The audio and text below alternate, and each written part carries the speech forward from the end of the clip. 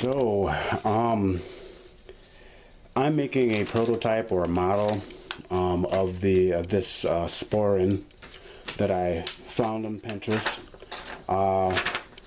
It's nice that I had plenty of screenshots to try and reverse engineer it.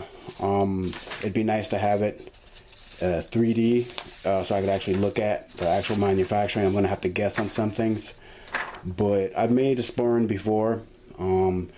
I can't find it. I hope I didn't lose it. I made it out of some buckskin I tanned and a squirrel hide that I tanned and some vegetable tan leather, cowhide. So I'm going to try this one. I have the materials, but again, I'm going to make a model before I cut into my materials. And the dimensions aren't exact, but you know, I'm going to make some modifications. But this is what I've got so far, and I'll show how I actually got to this point, front and back. And again, this is just cardboard and a paper sack that more or less mimics the body of the Sporran here. And this is what I got so far. I've got to be careful because it is paper. I'll probably use a paper bag. This is a thinner paper bag. This is a lunch paper bag, but here's a cardboard that's supposed to represent the veggie tan, and that's the front. This would be the back. Represents the back part of it, and then this looks like it's one piece, and the garment tanned, or the garment weight leather here represents this paper bag here. So this is sewn on. I'm taping it, obviously. This is sewn on in the front, as you see here. So this is as far as I've gotten. I would duct tape these two together, and I think the bag itself would be a tad bit shorter and a little bit wider. Plus, according to the pictures here, there's a front panel that's sewn. Oops. and a back panel that's sewn, and there's a middle part that has to be sewn together. So I've gotten this far with this, and I'm kind of happy with it. As far as I've gotten, it took me about an hour or so to kind of figure this out. I'm going to deconstruct it, put it together again, probably using a paper bag and more exacting dimensions, and then I'll tear it down and use those pieces as a pattern to actually cut into my leather. So it'll be a bit of a process, but again, that's why I'm making the model. And again, I could probably look up some other patterns, but I like this particular design, and I'm going to try to mimic this design as best I can. So this is what I got so far using a paper bag. Kind of cool. Alright, so we have our two pieces here on my leather here. This is probably about maybe 5 ounces, 6 to 5 ounces, and that's a weight in veggie tan leather. I get my leather from Tandy Leather Supplies, and I'm just shy on this portion that's out here, but I don't have the resources to just go get another swath of leather these days, so I'm going to make do with what I have. I might have to just fudge a little bit, especially on the tip end here. That's okay. This is fine. So the front is going to be presenting, the back is not going to be really presenting. So I'm just going to use a pen, because this is going to be these leather pieces are going to be stained lighter. So if it's all going to be black, I would just use a Sharpie. But I'm just going to go ahead and start tracing here. This was a pen here. And that's all you do, is just transfer from your pattern onto your material. And I'm not going to finish the very tip here because we'll come back to that. I'll just fudge it. So, nothing really too hard about this part. You're just tracing it, and I'm on the flesh side. You check the skin side for any blemishes, or sometimes the blemishes add to the character of your finished piece. So that's why you check both sides. You don't want any rips or tears or pock marks or anything like that if you're looking to create a really nice refined piece, right? So we fudge the tip here. I'm going to make circles here little circles here where our belt loop would be. These are belt loop slots. Just marking that out.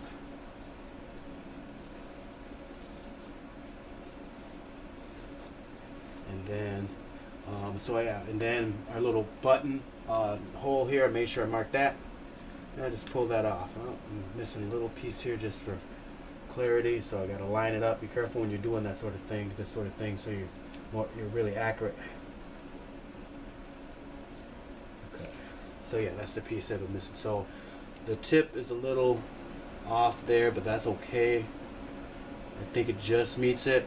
And then I'm going to just make this tip here a little, just right up to the edge. And you know, if you know, I'm an illustrator by trade, so you know, I can kind of eyeball this. If you don't really have that kind of skill set or practice, then you might want to make sure that you use a piece that'll fit your whole a piece of leather that fits your whole pattern. But here I can just kind of fill in the slots here, and that's pretty much it, you know.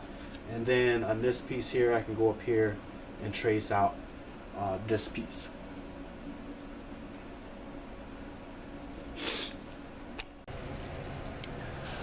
Okay, we have both of our pieces here. This will be the front panel, and this is going to be the back panel with the ring loops, the belt loops. These are the belt holes, slots here, and then there's a hole that's going to be punched in there for our button. And then again, I just fudged the base here because it's barely hitting the tip. So because of all the curves and things, I'm going to use a pair of leather shears because then I can round those corners and make everything real nice, and then yeah, it should turn out okay. Okay, so I've got with 60 grit sandpaper, you know, whatever you have. I said fine grit sandpaper, but whatever you have, and I just take it and just want to hit the edges. And because you know cow hide is relatively thick, or you know, bovine hide is relatively thick, it can take a bit of sanding a little, you know. It won't really, it helps actually, it's part of the technique.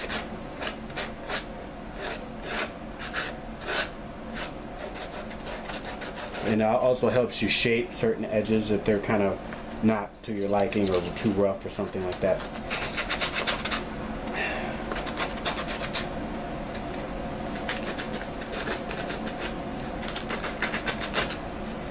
I just want the outside where the I'm going to use my gouger, my groover,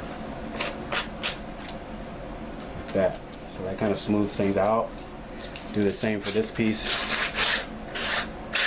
Relatively easy, nothing too heavy. The more you sand, the harder you sand, the more you can kind of take away some of the edge as well. And that's okay. Like the point might be the end might be too pointy, so I can kind of round it out a little bit. I may take, you know, cut it just snip it a little bit. So there, that's pretty much it. There's some residue here, but yeah, that's kind of the technique.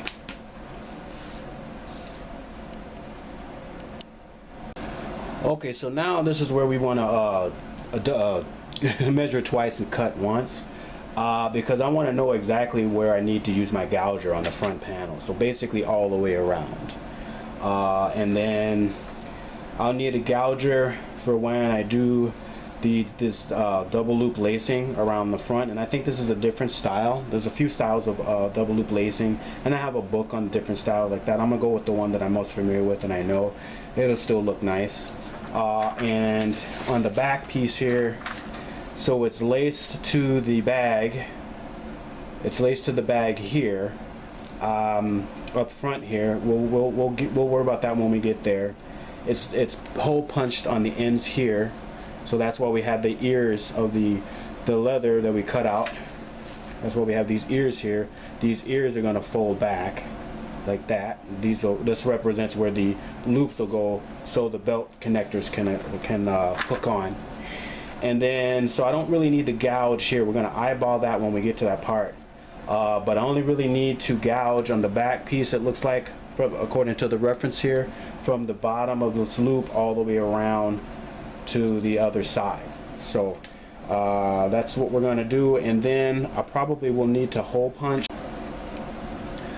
Alright, I've got the pieces more or less roughly cut out. Again, I can use a straight edge on this. It makes it pretty simple. Utility blade works just fine for that. There's some curvature in here. I'm going to use the scissors that I talked about, or I could use the utility blade. Scissors will just make it easier and quicker. With curves with the utility blade, you kind of have to do it twice or 3 times because you want to score it lightly, because it's easy to go off or go into or go out of, and then you have to work it. It gets to be a hassle. So it's best if you have just a utility blade to just score it a couple of times, and then until you get your curve right. Okay, curvature's right. So I'm gonna punch the holes here. I've got punch holes here on the straight areas here and here for the belt loops will be here, and then now I got to cut out the belt slots here. And how I do that is, and I may have to cut out a side here, but I have my leather hole punch here, and so what I'm gonna have to cut this out here out of the leather here. So just bear with me a second. Just make sure that this is the metal edge, and I don't want my utility blade to jump up. This is a fairly straight edge, so I can use utility blade for this. I just want to be careful and kind of go lightly, because I don't want the utility blade jumping up and cutting my thumb off. Just go lightly. Sometimes you have to go once or twice with very, very thick leather. So now this is free. There's a curvature in here. I don't have to have that, but I'm gonna leave it there because I just want to get to the holes here, and be the same here. Actually, I think I can go the other way. No, I'm gonna go this way, just to be safe, so I can know where I can stop and start. I like to protect the ruler from what I'm not trying to cut area here. Sometimes the blade will go out. That's why I was wanting to flip it this way. That way, if I make any mistakes, I'll make mistakes on the side that I want to discard. But you just go slow and slow if you have no other options. That didn't cut all the way through, so I'll just have to score it again. Just very slowly. And that should free it up. If not, then we'll just do it again.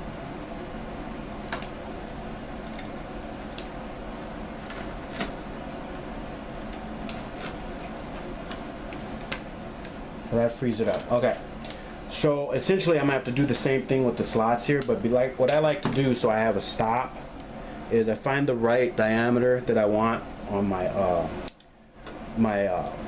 hole punch here, leather hole punch, and at the very end here of the hole punch, I just go ahead and punch a hole.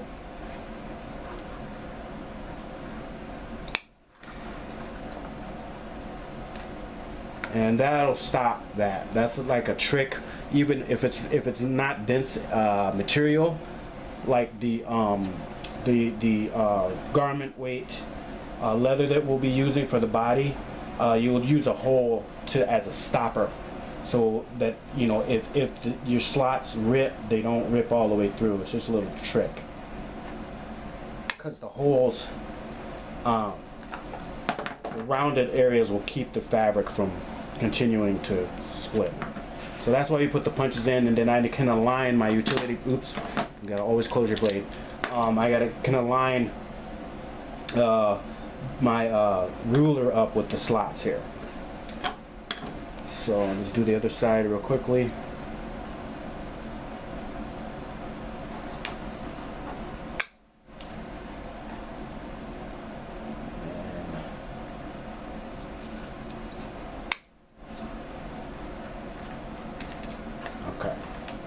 So these holes will stop it, my ruler. So this is my scorer. We'll be using this later. I don't want it to fall off and hit the floor.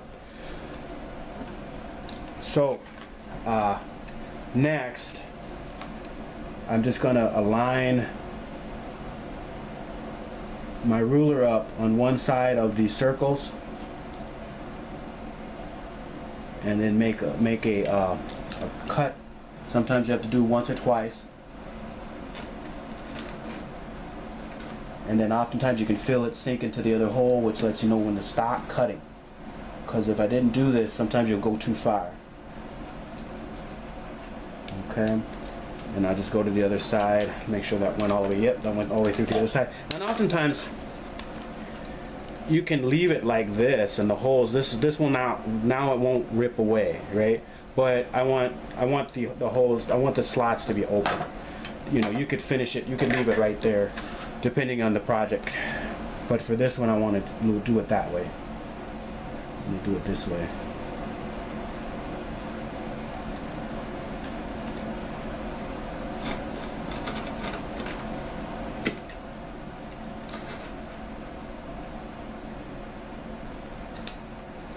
Okay, and then I flip it over and I can do the other side.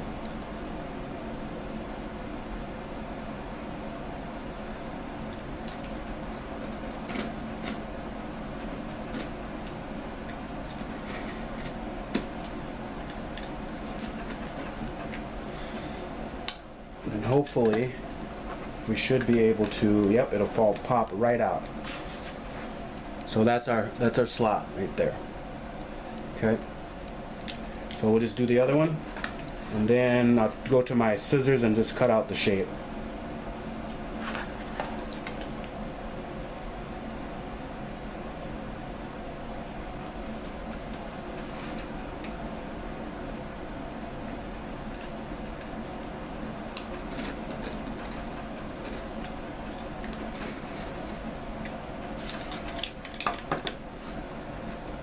That should pop right out for us.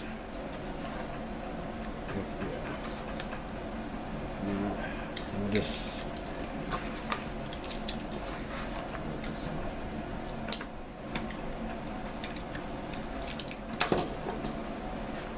okay, so those are our slots cut out, and that's a technique that I use. That's how I do when I want to make narrow slots.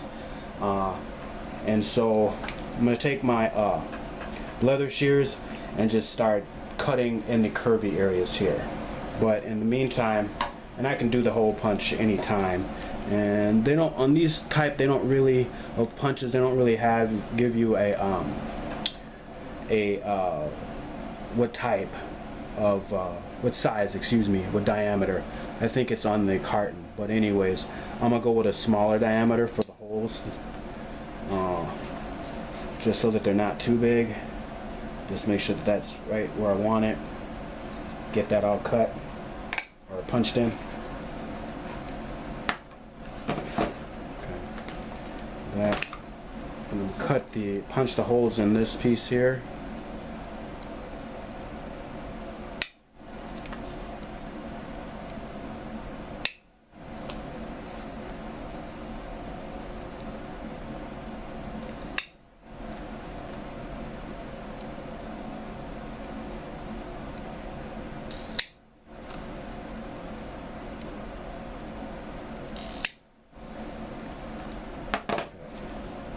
There's the holes there. Alright.